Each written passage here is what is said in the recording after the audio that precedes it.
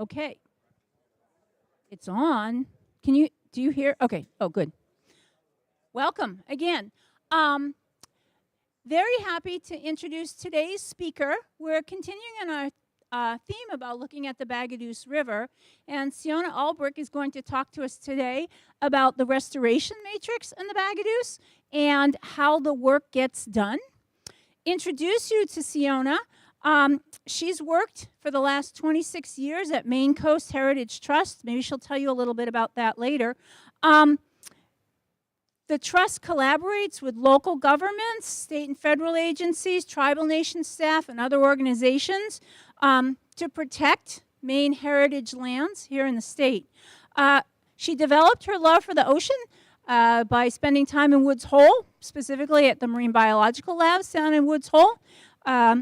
From there, she went on to college, has a bachelor's degree in politics and German from the College of Worcester, and then went on and got a master's in public policy from the School of Public and Environmental Affairs at Indiana University. In 2022, Ciona was honored to receive some fairly significant awards from NOAA and the American Fisheries Society for the work that she's done with Maine Coast Heritage Trust, ensuring fish passage here in the peninsula, specifically the Bagaduce and surrounding environments. So with no further ado, I'm going to welcome Ciona.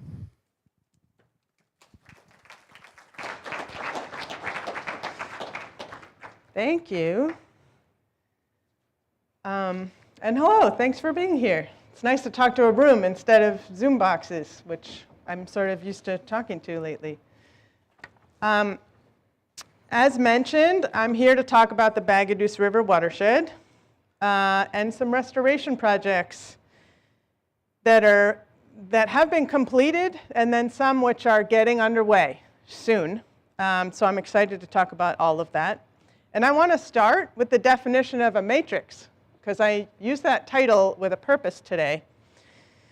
I had to look it up to get it for sure, but a matrix is a set of conditions that provide a system within which something grows or is formed.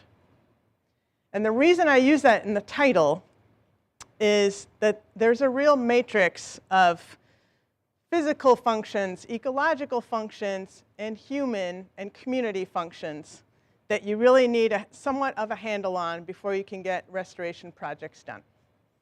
That's one of my main themes. And in some ways, part of my job is to get an understanding of those matrices in order to figure out how to best develop a project. So let me see if I can get the technology to work. I'll start with just a refresher on the Bagaduce.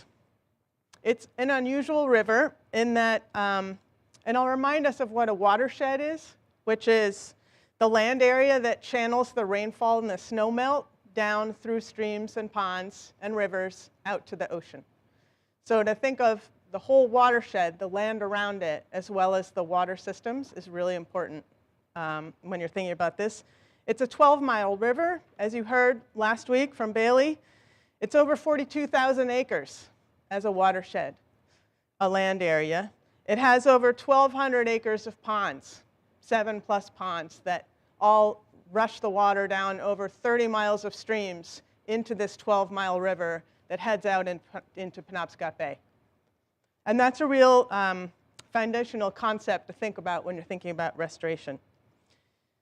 Last week you heard a bit about the thousands of years of human story here. This is a rich food source.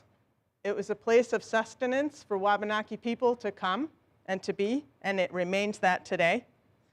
You also heard a lot about the ecology, the plants and the animals, the eelgrass beds, the intertidal flats that make up how rich it is and make it a state-identified focus area of ecological significance. It also makes it a focus area for conservation organizations like the one where I work. Bailey also mentioned last week that there are strong current pulls, strong tides. Those can be thrilling to paddlers, and those can be pretty dangerous. It also represents a lot of force.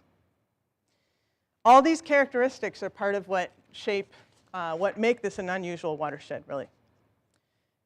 So as mentioned, the organization I work for is a land trust. There's also a regional land trust called Blue Hill Heritage Trust, with whom we work a lot. Land trusts do what's called voluntary conservation work. And in this area, including Castine and the Bagaduce, this area has benefited from some of the longest time work by land trusts in Maine. Some of the earliest land trusts focused here. So there was a Castine land trust that founded in 1978. The Blue Hill Heritage Trust was started in 1985. Our land trust was started in 1970. We all have focused on this area for a long time. And part of the work of land trusts is trying to keep some properties from changing through development or through subdivision, or to keep them open for hunting, open as trails. Some of you know Witherly Woods right here in town, or the field right next to here, Battle Avenue Fields. Those are conservation properties held by land trusts, ours. And that's an important component to how the watershed looks and stays over time. So in total, about 15% of this watershed is in some form of conservation, thanks to those years of work with landowners and collaborating. And around 2011, that conservation work was moved forward, really moved the needle through a $1 million federal grant. And that was really one of the first points when the federal government started to pay attention to this relatively small river because it's so ecologically rich. In 2016, I met with Bailey Bowden, who you heard from last week. And Bailey, as you heard, has such a deep understanding of this watershed, the communities around it, the animals and plants. And he helped point my attention to the importance of fish passage, and the fish that are called diadromous fish, which means they run back and forth between salt and fresh water.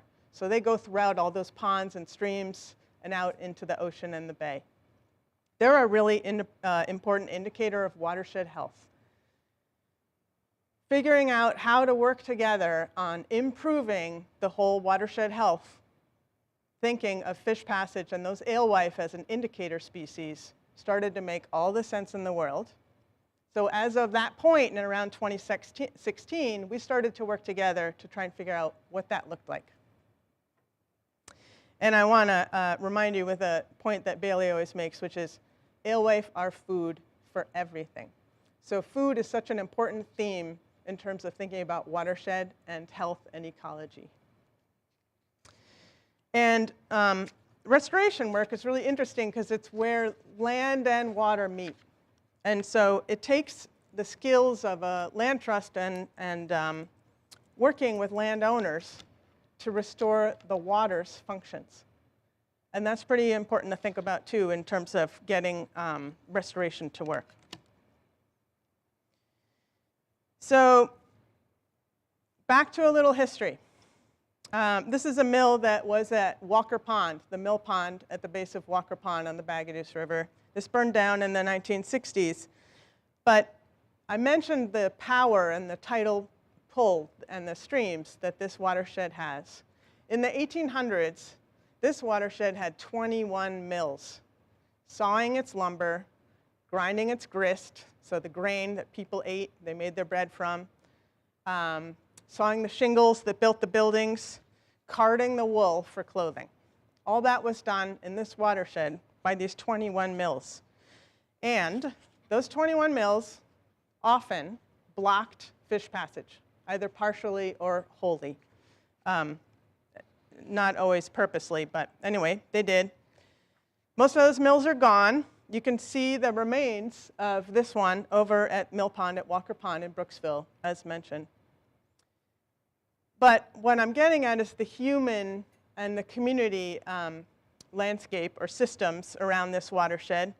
Today, there are 5 municipal governments around this watershed with straight town lines that divide up the total population of around 8,000 people. Those towns each have their own ordinances, their own permitting bodies, their own governments to work with. The ecological significance of this watershed means that there's some extra protections in place with federal and state governments. And that makes restoration a little more complicated, but never boring. One of the starting points for figuring out how to think about restoration of fish passage in this watershed entailed something called the 3-Town Alewife Committee. A bunch of volunteers from 3 towns in this watershed who got together, surveyed and inventoried the blockages and the issues in the watershed and determined the priorities for us to move forward with, which was key work. And I want to point to, doing these, it took 5 projects for us to restore this river, which meant working with 3 of the 5 town governments. I had to work out agreements with 13 landowners and water rights holders. It meant getting more than 20 different permits, local, state, federal. And it meant raising a lot of money, as happens, just over $3 million.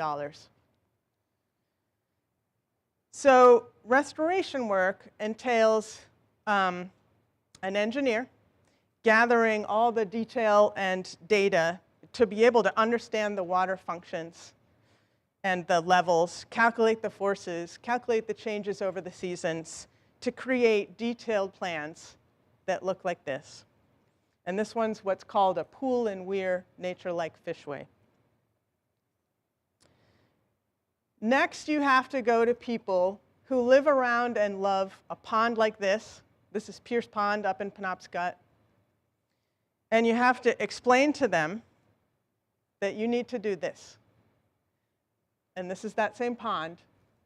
This is the scale of construction that is needed to create something like that pool and weir fishway that I was showing you to restore fish passage to a stream up into Pierce Pond.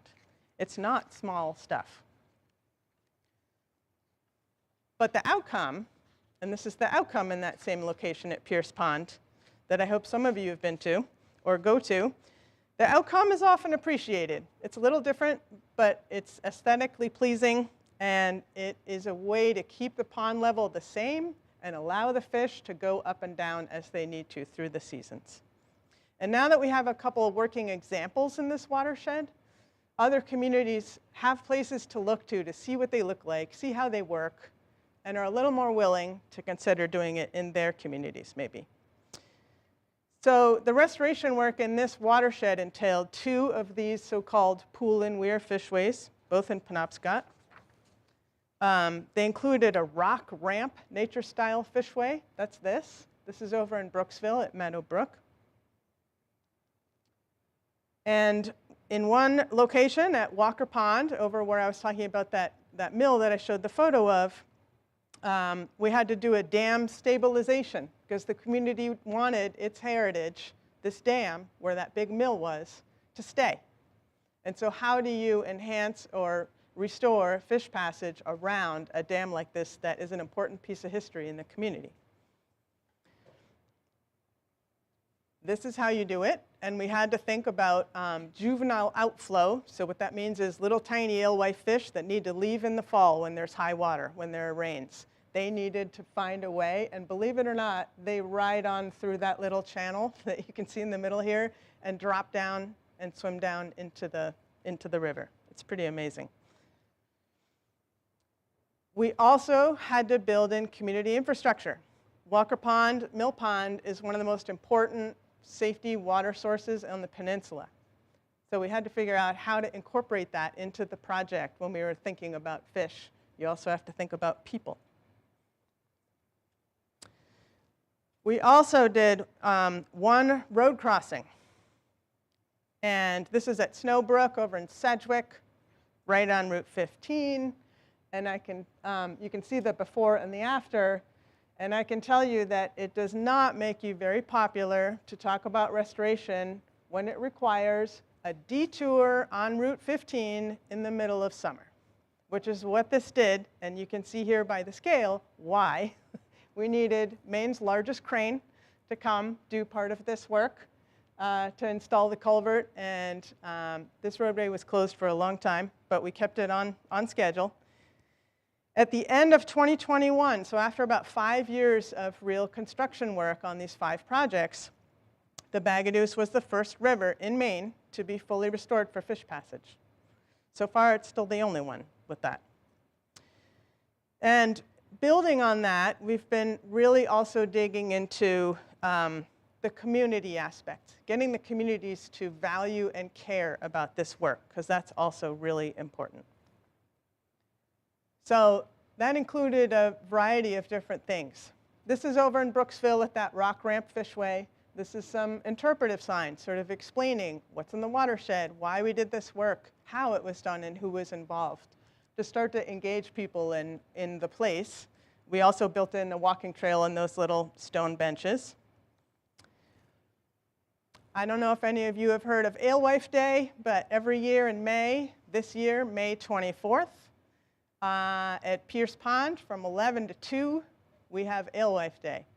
That has become a really fun community celebration of this fish that had almost been forgotten by a number of generations, I would say, in this community and beyond. Now that those fish come back, this Alewife Day includes fish printing t-shirts like that. We've done that with a number of schools on the peninsula as well, as a way to sort of teach kids about the fish, about watersheds, about watershed health, and start young to have people thinking about what this all means and what it needs, because we need young people to care and to carry this forward. There's also a film. It's on YouTube. It's called A Watershed Moment, and if you Google a watershed moment in Maine, you'll get it. It's also showing on Maine Public. It did last year, and it will again this year in April, around Fish Passage Day. This is a 42-minute film filmed by a young videographer from Penobscot who tried to capture the story of working with the communities, working with all the people that it takes to try and restore a river like this in order to try and inspire other communities to think about doing it too. So back up to the watershed and building on the successes so far. We have some new projects coming down the pike. I'm going to see if I can do the pointer. Nope. Anyway, up at the top of the watershed, hopefully some of you can see the green star that says Pierce Pond. That's where we're focusing back in with the new projects starting this year, or getting underway. And they involve some students and some people from here, I'm excited to say, which has been a really cool partnership to develop. So this is a similar map of the watershed, but one of the really interesting things you have to do when you're starting to think in terms of engineering and science and maybe communities is then think about how do you get the big money that's needed to get this done? How do you tell the story and explain the importance to those who aren't right here? Maps are key, as are photographs. And I want to point out that, one of the stories we were trying to tell here, and you can maybe tell from the infrastructure listed on the legend, is the need for interconnectivity on this peninsula. There's one hospital in Blue Hill. You got to be able to get there. The fire stations are spread out, and homes are all throughout. They need to get to the home in time to deal with the fire. Schools are spread out. People commute to their jobs. Therefore, those connector roads, such as Route 175 right around Penobscot and down here into Castine, are really important. They're carrying so many people for emergency and non-emergency uses. And I want to point out the importance of data. There's up top in the yellow, you can maybe read the number 1350 cars a day. That's the average traffic daily count by DOT on Route 175 through Penobscot. I think most of us would not think that that many cars travel on that roadway. That's a great indicator of the impact of restoration work on a roadway like this. That's how many people you're helping. So focusing on Pierce Pond, I pulled up the old Colby Atlas from the late 1880s to show you, if you can see in the little hand-drawn area there, Pierce's Pond, and then you see the stream between that and Northern Bay. there are no fewer than 5 mills on a half a mile of stream between Pierce Pond and Northern Bay. Wool, shingle, and lumber mills run by this relatively small stream that probably some of you drive over on your way into Penobscot or through Penobscot. That means that stream bed is different than it once was because it ran mills and needed to be altered. So also important for permitting is telling this story of how the stream bed has been changed by mills, by industry, by human impact, because they care about that. So this is the area that I was just showing you in the map. You're essentially looking at the base of Mill Stream out of Pierce Pond down and out in Northern Bay. Next year, well, I should start. This year, assuming federal funds all come through and everything holds, we were just today issued the federal permit to start extending the fishway that you saw an image of early in the slides up at Pierce Pond to add 14 more pools and weirs as an extended nature lake fishway, I'm excited to say. Next year, this roadway, which goes over the outlet of that same stream, is going to need to be replaced. This is a tidal barrier, so it impacts how the tide goes in and out to the stretch of marsh that is upstream of it. And this is going to be a pretty big project, again, necessitating a detour. And I'm excited to say that this is where some professors and students from here are going to be helping me in doing the monitoring that's required of this project, looking at it before and looking at it after. And I'm required to do that by the grant funding. So the school is helping get this project done. And this is an idea of the project. They always look so interesting on drawings, but essentially you have to think of the roadway being raised up quite a bit and installing some public parking and green space right nearby, because this is a pretty incredible area to see eagles and fishhawks and all sorts of ecology, particularly when the fish run in the spring, if you haven't noticed. And as an example of the importance of those 1350 cars that go over this roadway every day, the town is having to think about, okay, how are we going to run the school buses when this is closed? Where are we going to park fire engines so that they can be on the ready when this is closed? So the town now, a year out, is already having to think about logistics and work out how this is going to impact their community. This is part of the why. This is that same crossing last year in the January storms at high tide. So already the ocean is coming right over here. And let me underscore the importance of pictures. This helped tell the story in Washington, D.C. to get across the need for this to happen now. DOT did not have this on their work plan anytime in the coming years, and this needs to be done soon. So I do want to say funding's really important, and it is daunting to try and figure out a community project like this set that we're embarking on. So I think of it as a whole stream restoration project that we're starting shortly.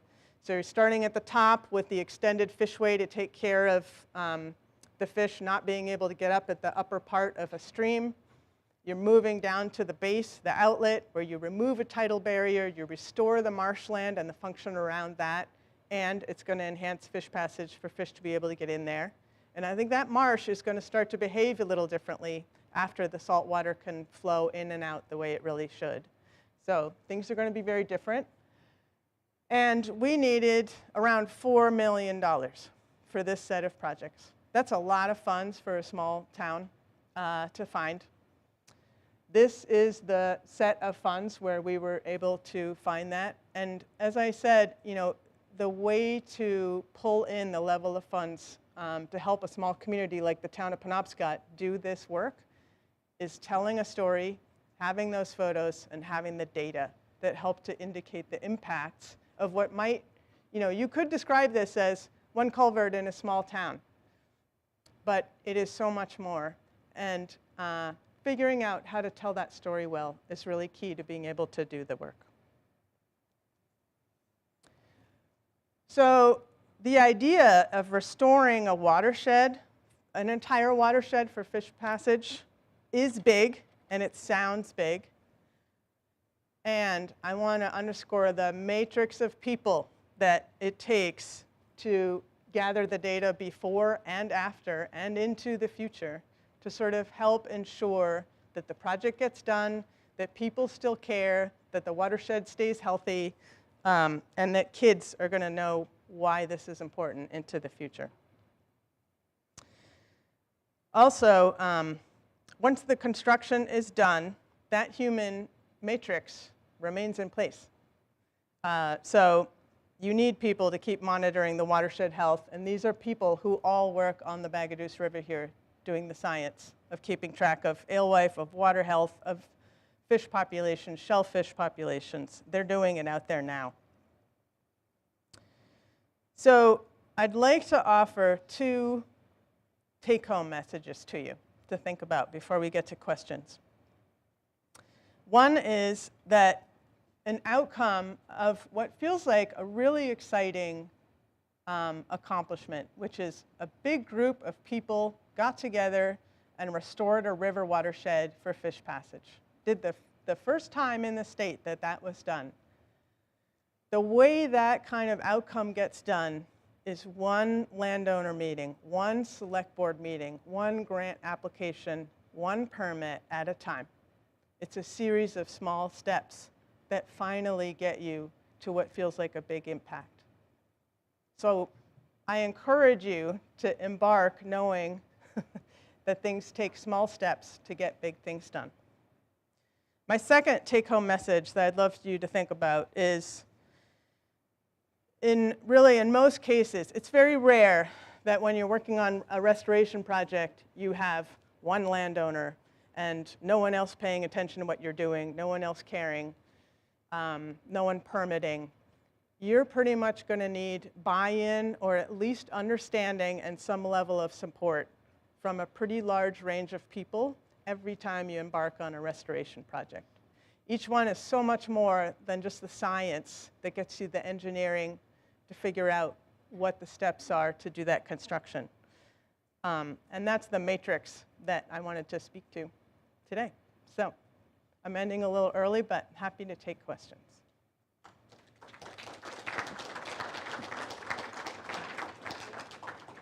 I have the traveling mic, so I'm going to come down and Excellent. then I'll move around.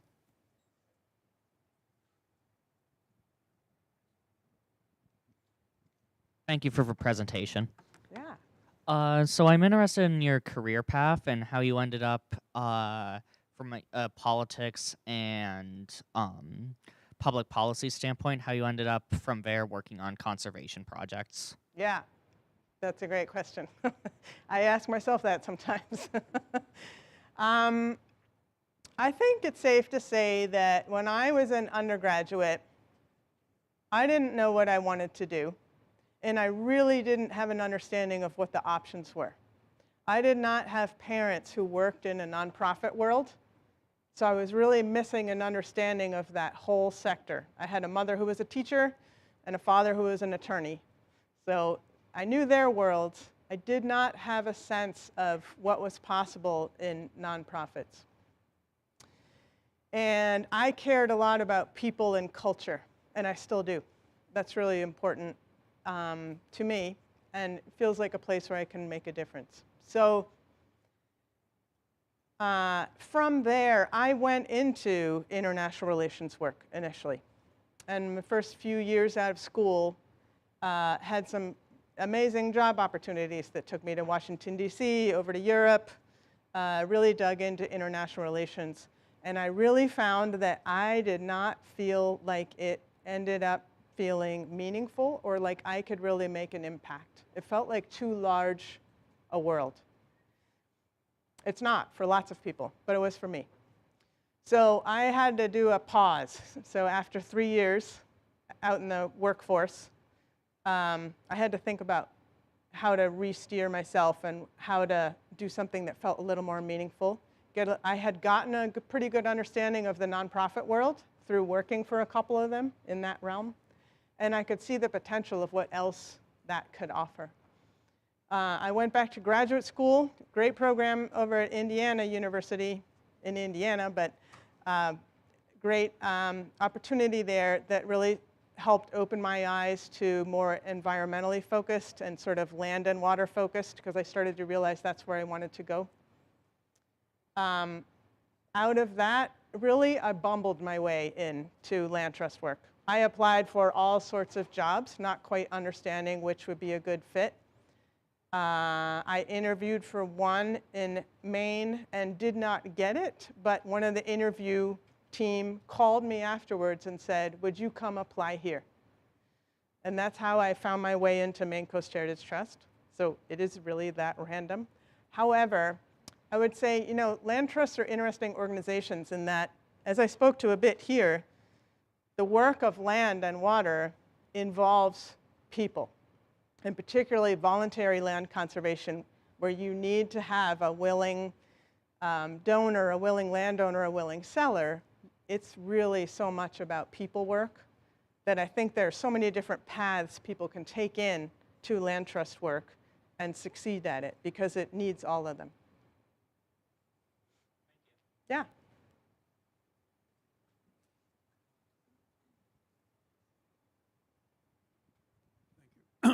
I don't have a question, but I do have a few statements I'd like to make. I happen to be president of the Bagaduce Watershed Association, and I would like to say that without Ciona, these projects would not have happened. Congratulations and thank you. And I would encourage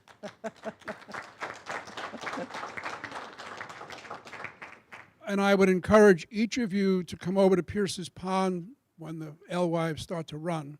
I've been counting alewives since day one. We started counting, I don't know how many years ago now. 10. And we work in one-half-hour segments, and then we extrapolate the run based on the day's extrapolation. And in 1/2 hour, one day, I counted 1,479 fish. Speaks to the power of nature. It was just a phenomenal. It has been an incredible experience every day that I've gone there. BWA has taken, last year we took 50 elementary school students up the river on boat trips with one of the faculty members in your department, Sarah O'Malley. We taught the children, we caught plankton with a plankton net. We counted 76 seals in one day. We had a pod of harbor porpoise that were eating the alewives as they left. They left early from Walker's Pond that spring. Turning the children on to the river and the watershed is a really important thing. So Ciona, thank you so much for giving birth to all of this. It was absolutely a marvelous project. Come on, Matthew. I'll get you. Sorry, Jake. I'm gonna get you and then I'll come back. Oh. I will say while she's walking that it takes a giant number of people to get these done. Not just one, but. So my question is, after expanding the culvert at Mill Brook, do you expect to see less saltwater intrusion in the lower part of that marsh and more in the upper part? Yeah, it's a good question.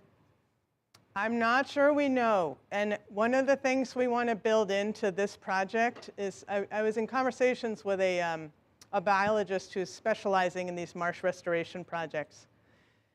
He's informed me that there is a real lack of data and a lack of understanding about what happens with these in Maine, and that we need more robust data ASAP to sort of answer those questions. So I'm going to try, and part of the funding I'm trying to raise that's on top of the big funding that we have secured, to try and fund his work, to try and add some of the data that could be fed into a national database and start to answer that question. Because we're not quite clear what's going to happen. We can, we have ideas, but we're going to have to see. And that's part of what makes these projects, each one is so exciting, because things happen that you're not expecting. That's not always fun, but it's part of what makes them really different to work on. So that was a long way of saying, I don't know. Let's see, and thank you for the question.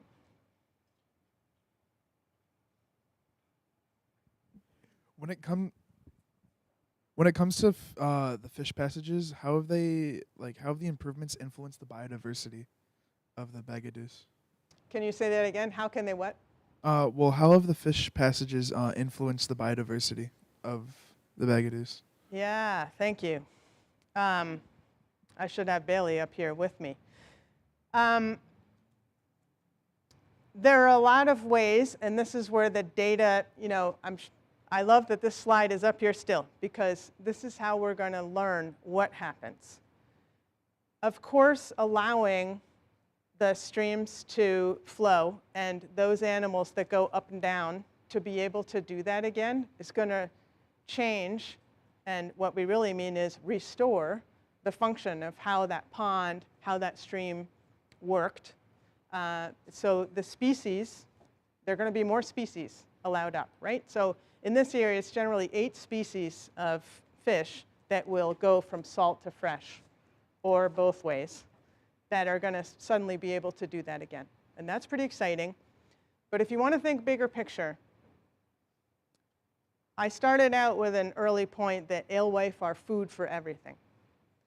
Increasing food source, particularly pretty low on the food chain, like increasing alewife populations and others, means you're going to make more possibilities for ground fish to show up around here. These are used as a lobster bait. That's an important source here. So you have a lot of impacts on the whole ecosystem, the coast and the ponds and the streams, because of increase in food source.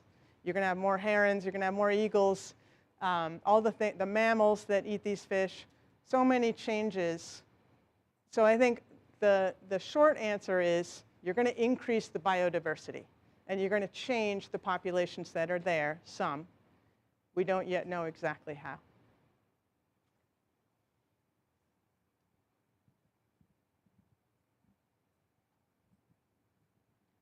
Can you hear me? Yeah. Okay. What are the climate benefits from like restoration of this? The climate benefits? Well, if you want to think about the Pierce Pond one that I showed the images of as an example, one of the key considerations to the town with any of these restoration projects is cost, upfront cost and maintenance cost. One of the reasons why Pierce Ponds was so important to look at is that the 90-foot berm dam that forms the base of Pierce Pond was degraded enough from having been left alone and let trees grow up in the middle of it, so that it was in real danger of blowing out in a 100-year flood. That danger was very real to the select people, because if that were to blow out, that would probably completely change the stream downstream, potentially blow out this roadway down at the outlet. And it's really hard to put a pond and a stream dam back in once it's blown out and become a whole different place. So as one example, these build in a lot of resilience engineering.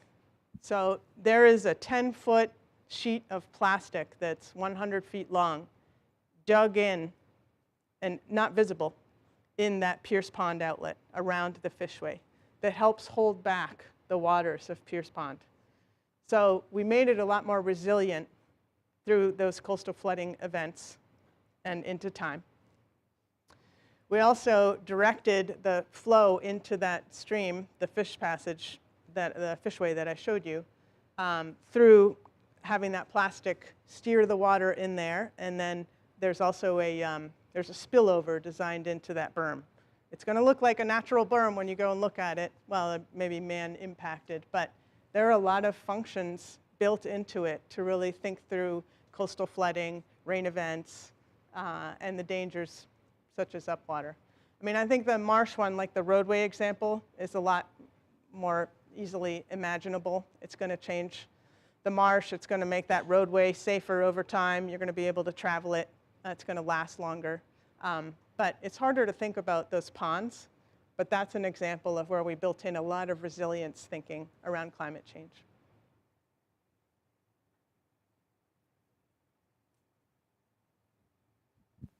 How long did it take to acquire the funding, and were there any other like main issues that were ran into besides having to like build around the community? Main issues other than funding? Yeah. That's a lot of questions. That's great. Funding was, especially at the start. So if you think of this, this was 2017.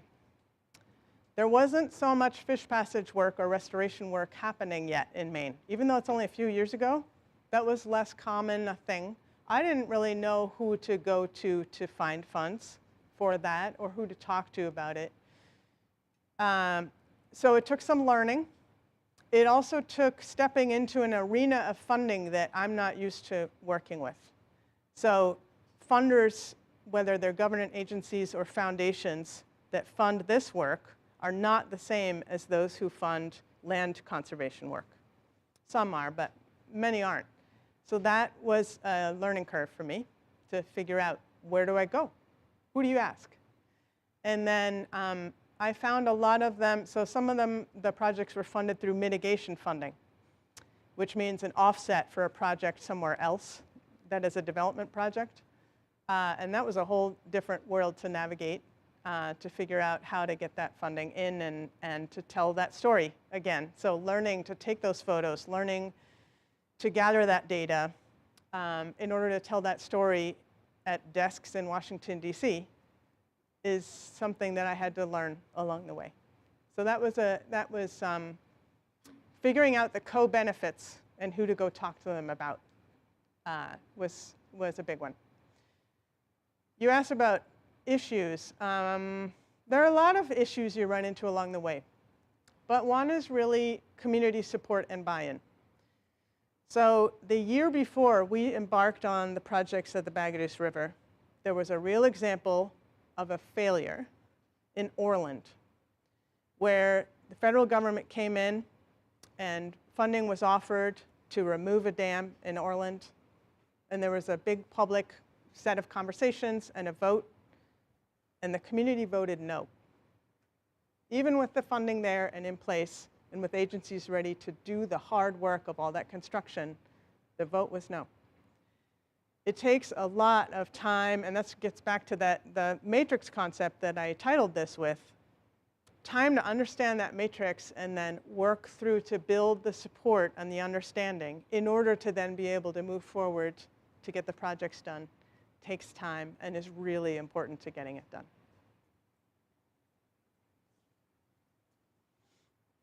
Anybody else?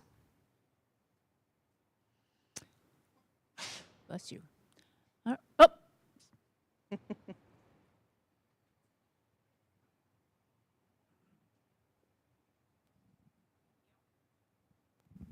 So what advice would you offer someone who wants to be selling and telling a story, right? Because that's the story is the agent of sales, Right.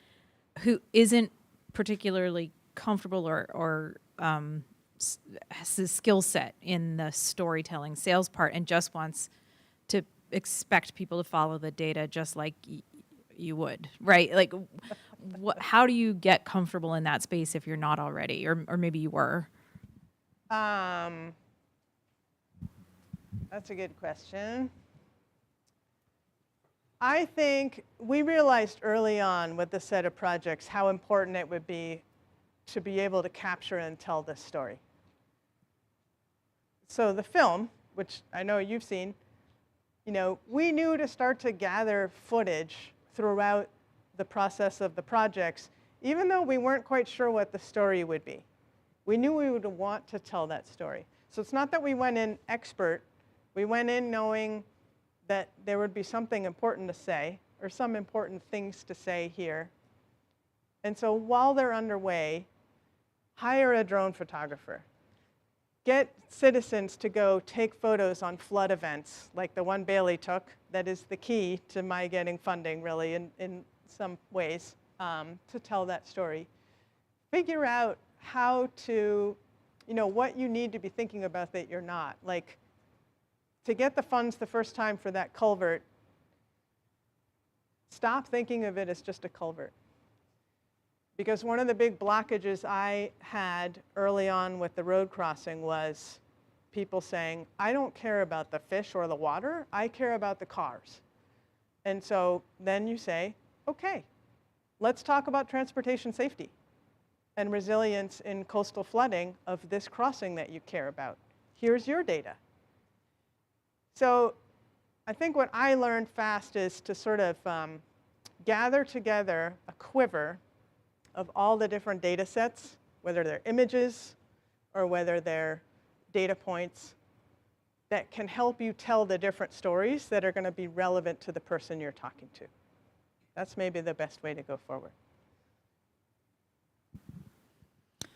I think we should thank Ciona. I think one of the most important take-homes here is if you have a good idea and you are willing to start small and look at all the possibilities, all the things that you're learning about here and elsewhere, you can get some pretty amazing things done. So let's say thank you.